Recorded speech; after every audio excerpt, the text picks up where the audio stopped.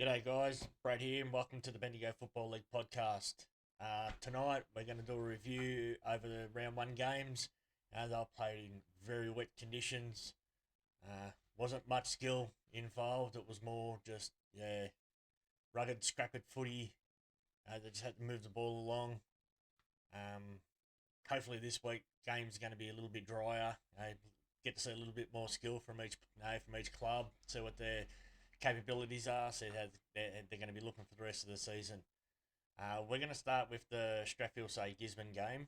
It was played down in Gisborne. It was the grand final replay.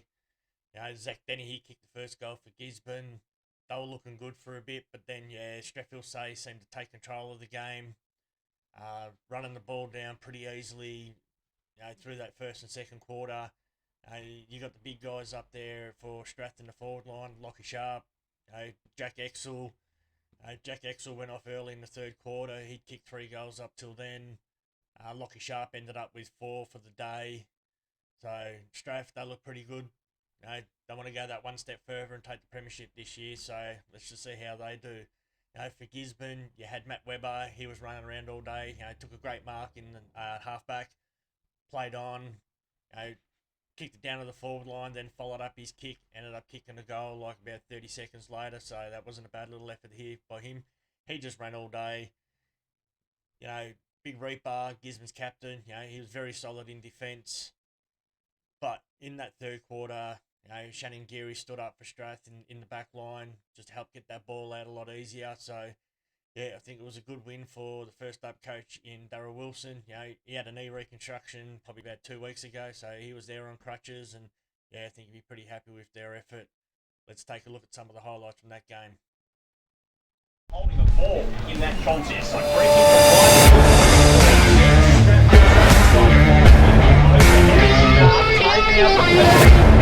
had a play on it, picked up Exel, first opportunity for him in the new colours, and he's got a goal as well.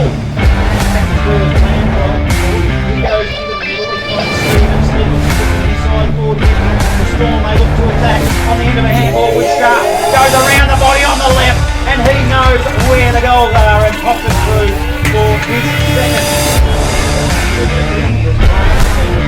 They're running here, dogs. They kick down the line again. They're out here. Dogs.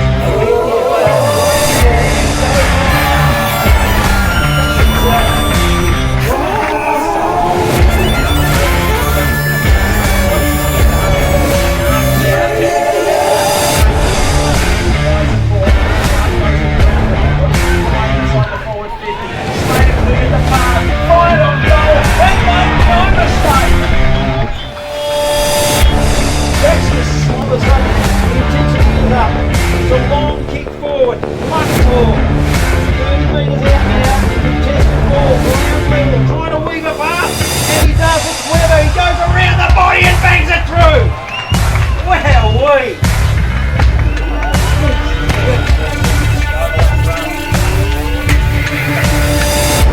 The bite, Shiska takes the one-handed mark, lays it off in front of Exel, and the Storm will go coast to coast in a flash. Exel finishes in style.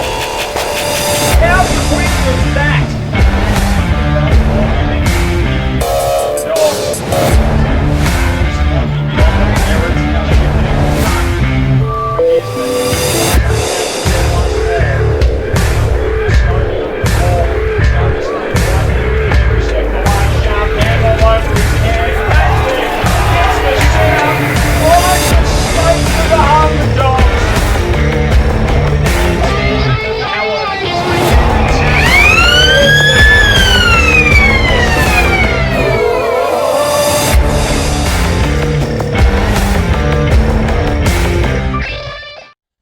So as you know, guys, we're doing a mark of the year, goal of the year.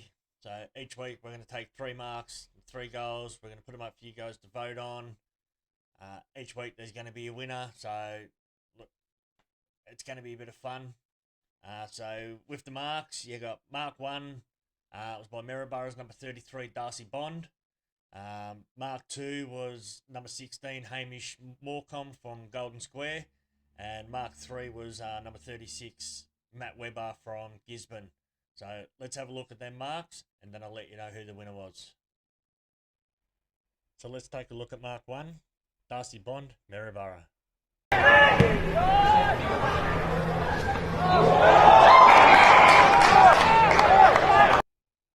And now Mark 2, Hamish Morecambe, Golden Square.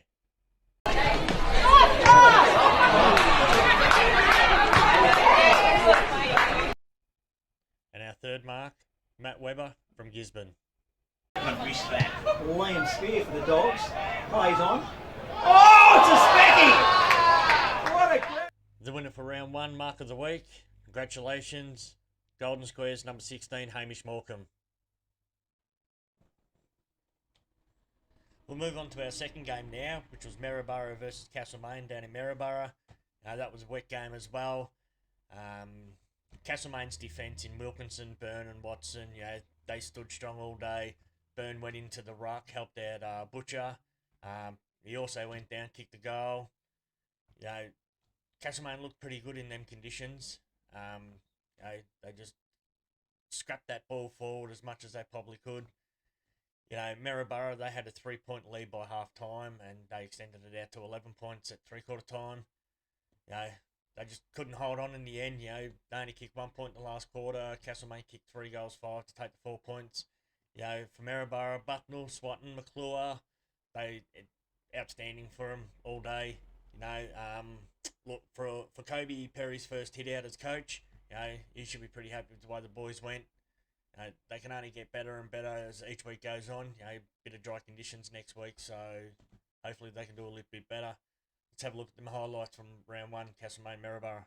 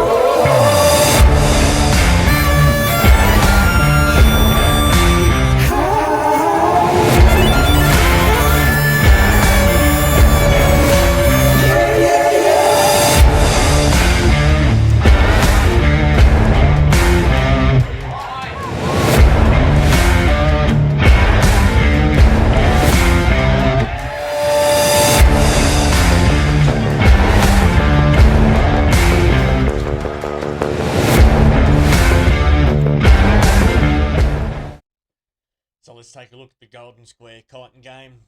Just want to congratulate Jack Geary on his 200th game. He's been around Golden Square basically his whole career. He's enjoyed his football there, so well done, Jack. In even wetter conditions down at Golden Square, it was pretty bad down there. Golden Square got off to a great lead, kicking 6 goals, 6 to 1 behind for Kyneton. The two ruckmen fought it out all day in bad conditions. Golden Square kind of won the clearances out. Players like Monty, Vaz and Burke for Square, they stood tall all day. Hamish Morecambe, as I said, he took a massive screamer. They went really well. Kyneton, Netherland only kicking 3 goals for the game. They had some good players that stood up. Ethan Foreman, Crozier, McGee. Look, in dry conditions like this week, they're playing at home. They might be able to give a little bit more this week, so hopefully they can. Let's have a look at the highlights for that game.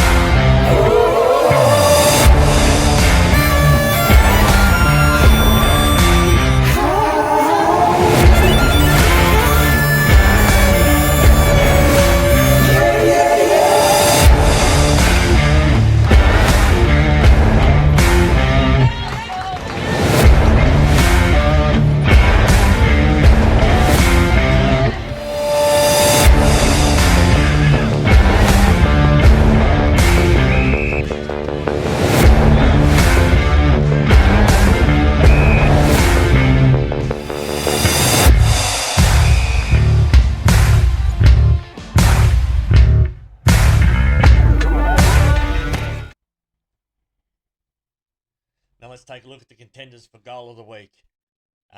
Goal 1 was Lockie Sharp, number 8 from Strathfield Say. Goal 2 was number 36, Matt Webber from Gisborne. And number 3 was Joel Brett from Golden Square. Let's look at our first goal. Lachlan Sharp, Strathfield Say. Forward 50. The Storm, they look to attack. On the end of a handball was Sharp. Goes around the body on the left, and he knows where the goals are and pops it through for his second. Let's look at our second goal. Matt Webber, Gisborne. Ball ground level, trying to weave a path, and he does. It's Webber. He goes around the body and bangs it through. Wowee! And our third goal, Joel Brett, Golden Square.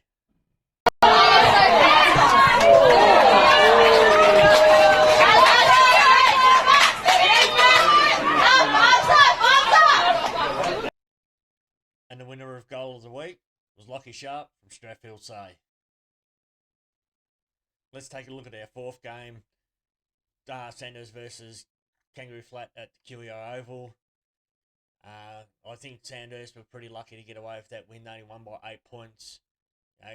Kangaroo Flat, they led the first 3 quarters, but in that last quarter, 4 goals to 2. They just could not quite hold on.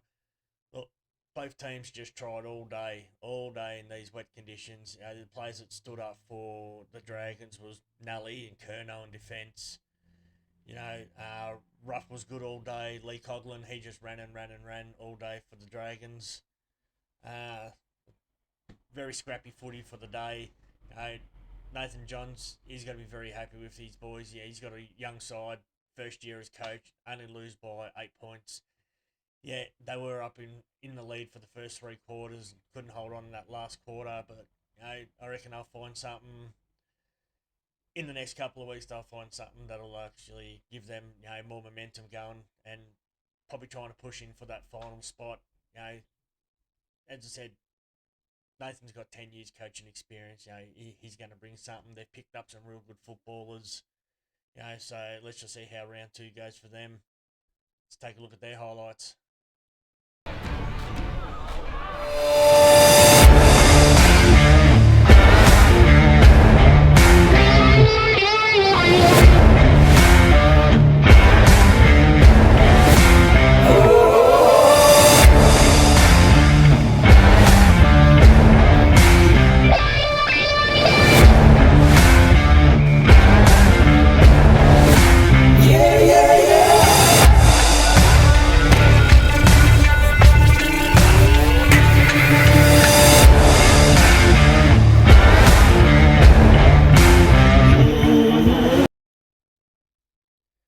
Let's take a look at our final game, South Bendigo versus Eagle Hawk.